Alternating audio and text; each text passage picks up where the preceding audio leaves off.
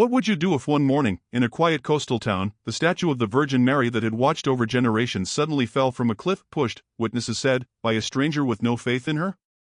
For some, it was an act of hate. For others, it was the beginning of a miracle. The island of Porto Santo woke that day to the sound of bells and shouting.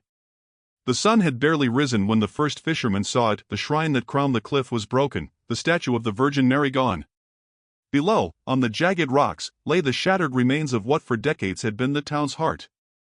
For the people of Porto Santo, that statue wasn't stone. It was memory carved by local hands after the Second World War, a symbol of survival, of gratitude for peace after years of loss. Pilgrims came from far away to touch her feet, to light candles, to whisper prayers for children, for storms, for healing. And now, she was gone. By mid-morning, word had spread. The square filled with angry voices, with disbelief that quickly turned to accusation. Someone claimed they had seen a man near the cliff just before dawn, a man not from the island. His name was Youssef Amrani, a Moroccan immigrant who worked at the harbor loading crates for the fishermen. He was quiet, polite, a stranger in a place where everyone else shared the same stories, the same ancestors. It didn't take long for suspicion to become certainty. Who else could it be, as someone said? He was there this morning. He's not one of us, another voice shouted. By the time the police arrived, the crowd was already waiting. Youssef stood at the edge of the market, hands raised, bewildered by the fury directed at him. I didn't touch it, he said, his accent thick but his tone calm. I only walked by. I heard the wind, and then. Liar, someone yelled. You pushed her. You threw our mother from the cliff. The officers took him away, not because they were sure, but because the crowd demanded it. The old women wept, the young men swore vengeance. And through it all, the church bells kept ringing, as if calling heaven itself to witness the chaos below. Inside the police station, Detective Sofia Russo watched through the interrogation window. She was new to the island, transferred after years in Naples, where she'd seen every kind of crime except one that involved faith. But this was different. Youssef sat silently across the table, his face pale from exhaustion, his hands trembling slightly. I didn't do it, he said again. The wind was strong. I only stopped to take a picture. Sophia studied him. There was no defiance in his voice, no trace of anger, just confusion. Outside, Chief Inspector DeLuca paced. This is simple, he said. We have an eyewitness. We have motive. The man is Muslim, he doesn't believe in the Virgin. He probably hates what she stands for. Sophia looked up from her notes. That's a belief, not evidence. DeLuca frowned. You're new here. You don't understand what this statue means to these people. She sighed. And maybe that's exactly why you need someone who does understand reason. He glared but said nothing. By evening, the sea had turned rough. Waves crashed against the rocks where the statue had fallen, scattering fragments of white marble across the shore. A few locals knelt to collect them, wrapping the pieces in cloth as if they were relics. Father Antonio Rossi, the parish priest, stood among them, silent. His eyes were red, his hands steady as he lifted a piece of the Virgin's face, still intact, from the sand.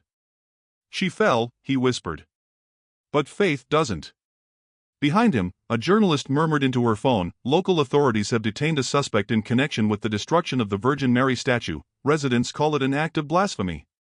Father Antonio closed his eyes. Be careful what story you tell, he said quietly. Sometimes, when we look for evil, we forget to look for truth. That night, Sophia returned to the cliff where it had all begun. The wind howled through the olive trees, the sea shimmered faintly under the moon. She knelt where the statue had stood and ran her hand along the base, cracked but not vandalized. Something about the break seemed strange, the fracture lines were smooth, as though the stone had weakened long before it fell. She looked toward the horizon, where the faint glow of the fishing boats danced on the water. Somewhere out there, she thought, the truth was waiting, not in anger, not in fear, but in silence. She didn't yet know it, but the Virgin who had fallen would soon reveal not just one man's innocence, but the hidden fractures in every human heart. Morning light fell pale through the shutters of the small interrogation room. Detective Sofia Russo sat across from Youssef Amrani, a cup of untouched coffee between them. The air smelled of seawater and paper, the scent of a long night filled with unanswered questions. Yusef looked exhausted, his eyes hollow but steady. He had barely spoken since the arrest. The town outside had already condemned him, their judgment louder than any verdict. Sophia clicked her pen once and said softly, "Tell me again what happened."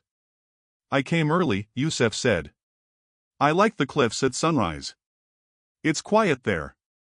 I take pictures for my sister, she misses the sea." His voice wavered. "When I walked past the shrine, the wind was strong. I stopped to look, then I heard a sound, like something breaking." He hesitated, searching for words. "When I turned, the statue was gone." Sophia leaned forward. "Did you touch it?" He shook his head quickly. "No. I was afraid. People were coming. I didn't want trouble." "Then why didn't you stay?" Yusef looked down at his hands. "Because no one here believes me." Outside, Chief DeLuca waited impatiently, arms crossed. "He's lying," he said when Sophia emerged. "People saw him. We found his footprints by the shrine." Sophia frowned. "On a public trail, used by dozens every day." "That's not proof." DeLuca scoffed. "You're new, detective. You don't know this place. It's small. When something happens, we all feel it. And when outsiders come," he let the sentence hang. Sophia met his gaze evenly. "When outsiders come, we blame them before we listen." DeLuca's jaw tightened. "Just finish your report."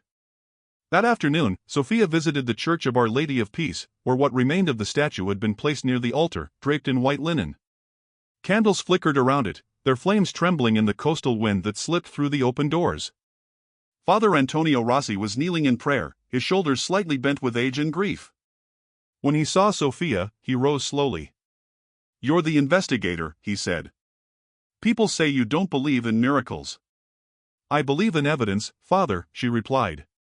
He smiled faintly. "Then perhaps you'll find both." She walked closer to the fragments. The marble face was mostly intact, serene even in ruin. A single crack ran down the cheek, like a tear. "The people are angry," Sophia said quietly. "They are afraid," Father Antonio corrected. "Fear is just anger dressed in sorrow." She studied him. "Do you think the man they arrested did this?" The priest looked toward the statue. "Faith tells me no. But faith alone won't convince the crowd." He paused, his voice lower. "They need someone to blame, detective. When something sacred breaks, it's easier to punish a man than to question our own hearts." Later, Sophia drove to the small Muslim prayer hall near the port. The Imam, Hassan al-Mansuri, welcomed her respectfully, his expression cautious but kind. "I know why you've come," he said before she spoke. "Yusef is one of ours. A good man. Works hard. Sends money home to his mother. He would never harm what others consider holy." Sophia nodded. "You believe him?" "I've prayed beside him. I've seen him stop his work to help a stranger fix a net, even when he was fasting." "Tell me, detective, is that the kind of man who destroys?" Sophia's silence was answer enough. The Imam gestured toward the window, where the sea glimmered beyond the rooftops. "When the heart of a town breaks, people look for an enemy. But faith, real faith, has no enemy except pride." That evening, Sophia returned to her office, the sky outside burning gold over the horizon. She spread the photographs of the shrine across her desk, wide shots of the cliff, close-ups of the fractured base, the marble fragments scattered like bones. Something felt wrong. The break patterns weren't clean, they were weathered, smoothed, almost eroded. She called the forensic technician, Paolo Greco. "Paolo, when you analyzed the statue's remains, what did you find?"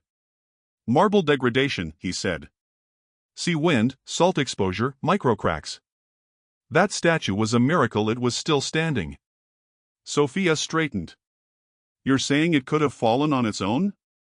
Paolo hesitated. "Easily. But you know how it is, people see what they need to see."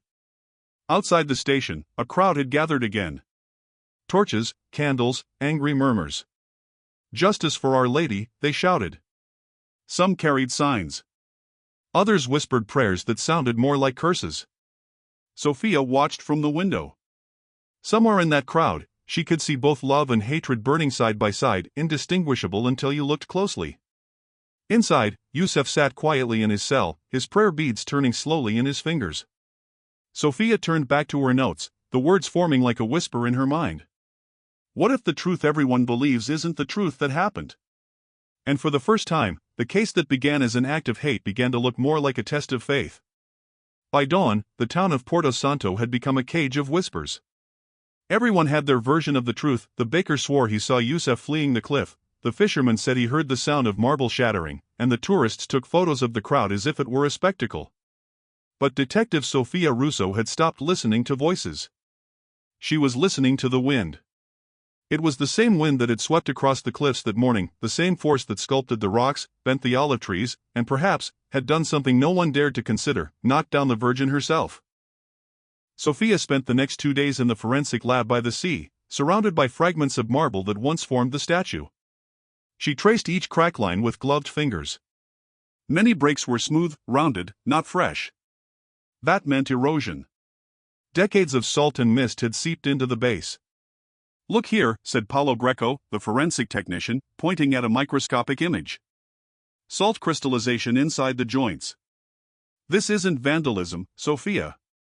It's fatigue. She stared at him.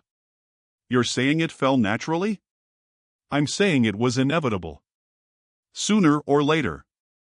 Sophia leaned back, exhaling slowly. Then what about the eyewitnesses? Paulo shrugged. When people love something, they can't accept losing it without someone to blame. That afternoon, Sophia reviewed the security footage from the road near the shrine again. She had watched it a dozen times already, but this time, something caught her eye. A shadow. A figure. She zoomed in. The image was grainy, but she could clearly see a man tall, wearing a jacket, standing near the base of the shrine just before sunrise. Everyone had assumed that man was Yusuf. But as she enhanced the image, a small glint appeared, the reflection of a camera lens. Her pulse quickened.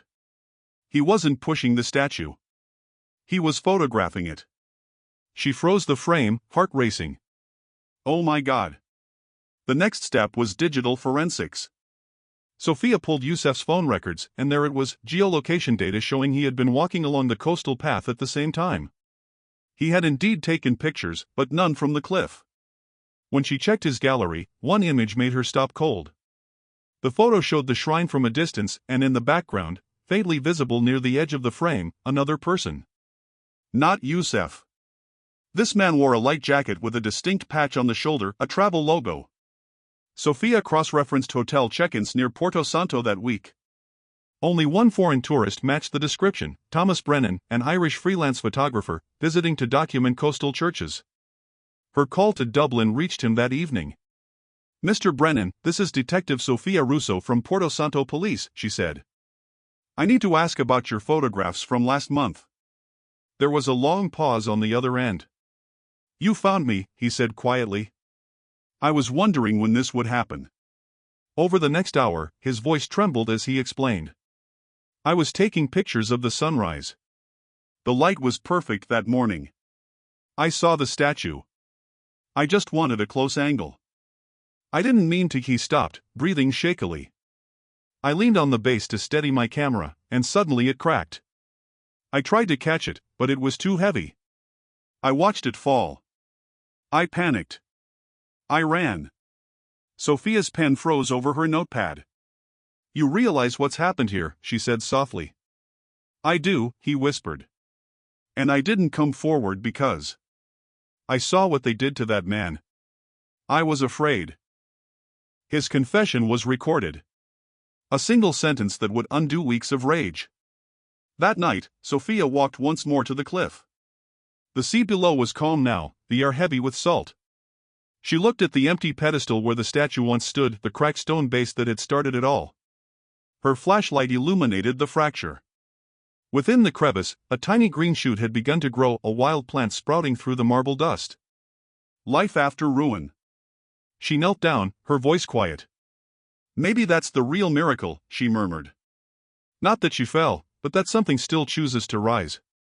Behind her, the wind whispered against the cliffs like a sigh. The waves below carried fragments of marble that glimmered like stars in the water. Tomorrow, she would reveal the truth, and it would shake not only the town's anger, but its faith itself. Because the miracle of Porto Santo was never that the Virgin stood. It was that even after she fell, light still found a way to shine from the broken pieces. The following morning, Detective Sofia Russo stood before the police chief and the district prosecutor with her report spread across the table. Every photo, every timestamp, every frame of security footage, all pointing to the same conclusion. The statue wasn't pushed, she said. It fell on its own. Structural decay, erosion, and one accidental touch from a tourist who panicked and fled. Chief De Luca frowned. You're telling me we arrested an innocent man, inflamed the town, and held him for 2 weeks because of a gust of wind and bad marble? Sophia's tone stayed calm. Not because of marble. Because of fear. The prosecutor folded his hands. You're asking us to release Youssef Amrani. Do you realize what this will do? The press will tear us apart. The mayor will be furious. People don't want doubt, detective, they want a villain. Sophia looked him squarely in the eye. Then maybe it's time they faced the truth instead. The room fell silent. An hour later, the cell door opened. Youssef stepped into the sunlight, blinking as though he'd forgotten what freedom felt like. Sophia waited at the end of the hallway, holding a small bag of his belongings. They know now, she said quietly. You're free. He didn't move at first, just stared at her, his expression unreadable. Free, he repeated softly. There are many kinds of prisons, detective. Some have walls. Some have people. Sophia nodded. Maybe. But truth still matters. And it needed someone to speak it. Youssef looked away toward the sea. Then I hope it's loud enough for them to hear. The announcement came that afternoon.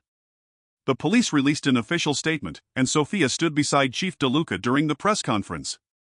Microphones buzzed. Cameras flashed. The investigation into the fall of the Virgin Mary statue has concluded, De Luca began. Evidence shows the incident was an accident caused by structural failure. The individual previously detained, Mr. Youssef Amrani, has been cleared of all charges. A murmur rippled through the crowd. Some gasped. Others shouted. Cover up, one voice yelled. Lies, cried another. Justice for the Virgin. Sophia stepped forward to the microphone. Her voice was calm, steady, and deliberate. Sometimes, she said, faith is tested not by miracles, but by the truth. The Virgin did not fall because of hate. She fell because of time. But maybe, just maybe, she allowed it, to show us what hate looks like when it hides behind devotion. Silence. Then someone threw a handful of stones at the ground near the podium. The tension thickened like storm air. But Father Antonio Rossi stepped through the crowd, his priest stole fluttering in the wind. He raised his voice, aged yet firm. Enough, he cried. If we claim to honor the Mother of God, then we must also live as her children, with mercy. This man, he gestured toward Youssef, was condemned without proof. Look around you. What faith is this, that accuses first and listens later? A hush spread. Even those who disagreed couldn't meet his eyes. Later that night, Sophia sat on the church steps, exhausted. The town was quieter now. Youssef had returned home, though she knew he'd never truly be safe from whispers. Footsteps approached. It was Father Antonio, holding a candle. She's working through you, he said. Sophia smiled faintly. I'm not sure she'd pick someone like me, Father. Then you don't know her, he replied. Mary always appears to those who least expect her. And through them, she heals what fear has broken. They watched the sea in silence for a while. She fell, yes, the priest murmured. But perhaps heaven allowed it, not as punishment, but as revelation. Sometimes something must break, for the truth to be seen. 2 days later, Thomas Brennan returned to Porto Santo. He went straight to the church, camera bag still slung over his shoulder, guilt etched deep into his tired face. When he stood before the townspeople, his voice trembled. I was the one who touched the statue, he said. I leaned against the base while taking photos. I didn't mean to. It cracked under my hand, and I froze. I saw it fall. I panicked. I ran. The church fell silent. Some gasped. Others began to weep. Thomas held up his camera. I brought the photos, so you can see the truth. The images showed the moment before the fall, the morning light, the marble gleaming, the cracks already visible. And in the background, a faint reflection of his own terrified face. Father Antonio stepped forward and placed a hand on his shoulder. You carried this burden long enough. The mother forgives. Yusef, standing in the back of the church, met Thomas's eyes and nodded slowly. No hate, he said quietly. Only peace. That night, the square filled not with anger but with prayer. Father Antonio and Imam Hassan al-Mansuri stood side by side, each holding a candle, leading the people in a single intention, healing. The Virgin, said the Imam softly, is known to us, too, as Maryam, pure and chosen above all women. She belongs not to one faith, but to all hearts that seek God. And for the first time since the fall, Porto Santo felt whole again. Sophia stood at the edge of the crowd, watching the candles flicker against the sea wind. In that fragile light, she saw not the end of a case, but the beginning of something sacred reborn. Months passed. The memory of the fallen statue had softened, though the scars it left, both physical and spiritual, still lingered in Porto Santo. The hill where the Virgin once stood remained empty, save for a small wooden cross Father Antonio had placed there. Flowers gathered daily at its base. Some left rosaries, others letters. All came searching for peace. One morning, a group of workers arrived to begin the foundation for a new statue, one carved from the same marble quarry as the original, yet sculpted with a new expression, not sorrow, but forgiveness. As they dug into the rocky soil, their tools struck something solid. At first, they thought it was debris from the old pedestal. But as they brushed away the dirt, they uncovered something unexpected, a small bronze capsule, sealed tight, untouched by time. Father Antonio was called immediately. He came with trembling hands, accompanied by Sophia and a few townspeople.